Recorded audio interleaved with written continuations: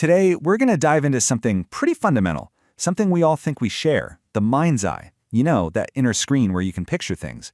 But what if I told you that for some people, that theater of the mind is just completely dark? Okay, let's try a little experiment right now. Go ahead, close your eyes for just a second. Now, I want you to picture an apple. Really try to conjure it up. What's popping into your head?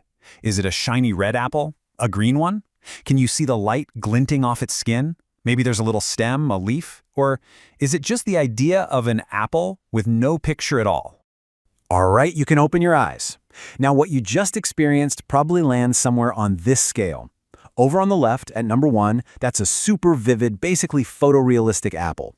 As you move to the right, it gets a bit fuzzier. Maybe it's just an outline. But for some folks, the answer is number 5. Nothing, just blackness, no image. So this experience, having a blind mind's eye, it isn't just a weird quirk. It's actually a recognized condition, and it's one that has only recently stepped into the scientific spotlight. It's called aphantasia, and the name itself is actually perfect. It was coined back in 2015, and it comes straight from ancient Greek which means without, and phantasia, which means appearance or image. So literally, it's without images. It's the inability to voluntarily create pictures in your head. What's so fascinating is that this whole visualization thing, it exists on a huge spectrum. On one end, you've got aphantasia, the blind mind's eye. And then, on the complete opposite end of the scale, you have something called hyperphantasia, where people's mental images are so vivid they're practically like watching a high-definition movie in their head. But how did we even find out about this? I mean, the story of how aphantasia was first noticed, then totally forgotten, and then rediscovered more than a century later, it's a pretty wild ride. Okay, so get this. The whole thing was first documented way back in 1880 by a guy named Francis Galton. He was totally stunned to find out many of his brilliant scientist friends couldn't even picture their own breakfast from that morning. But then, nothing.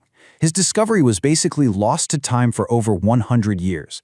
It wasn't until 2005, when a patient told a doctor he'd lost his mind's eye after a surgery, that modern research really kicked into gear. That led to the official name in 2015. And then, just a few years ago, that Apple test we all just tried went viral online, and suddenly millions of people were having this aha moment. This quote from Galton is just so perfect. He compared it to being colorblind and not even knowing it. And that's the absolute key, isn't it?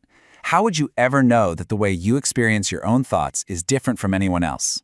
If someone says, hey, picture a beach, you know all the facts about a beach, sand, water, sun, you just don't see a picture, and you just assume that's how it works for everybody. So if you can't form mental pictures, what does that actually mean for your day-to-day life? What does the science tell us about how aphantasia really impacts people?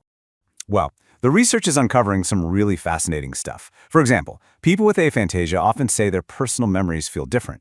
They remember the facts of what happened, but they can't visually relive the moment. Studies have also shown that when they read a scary story, they have a less intense physical response, like literally less sweat.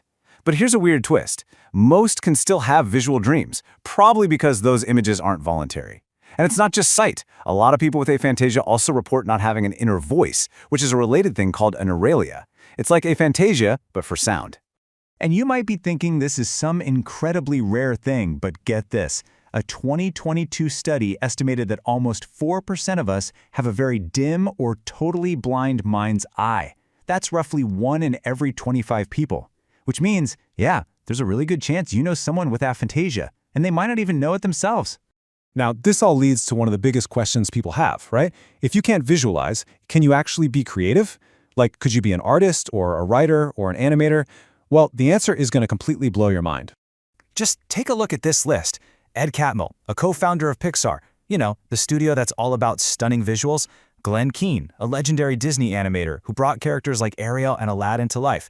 The guy who co-created the Firefox browser, a best-selling fantasy author who builds entire worlds. All of them have aphantasia. They cannot see their own incredible creations inside their heads. In fact, here's the kicker. Ed Catmull did a little survey at Pixar and discovered something astonishing. The animators, the actual artists drawing everything, often had weaker mental imagery than the managers did. It suggests that creativity isn't just about seeing pictures. It might be much more about conceptual thinking, understanding relationships, space, and emotion. Which really leaves us with a huge, fascinating thought. We tend to use the words imagination and visualization like they're the exact same thing. But if some of the most creative people on the planet can't see in their own minds, it forces us to ask a much bigger question. What even is imagination? And where does it really come from?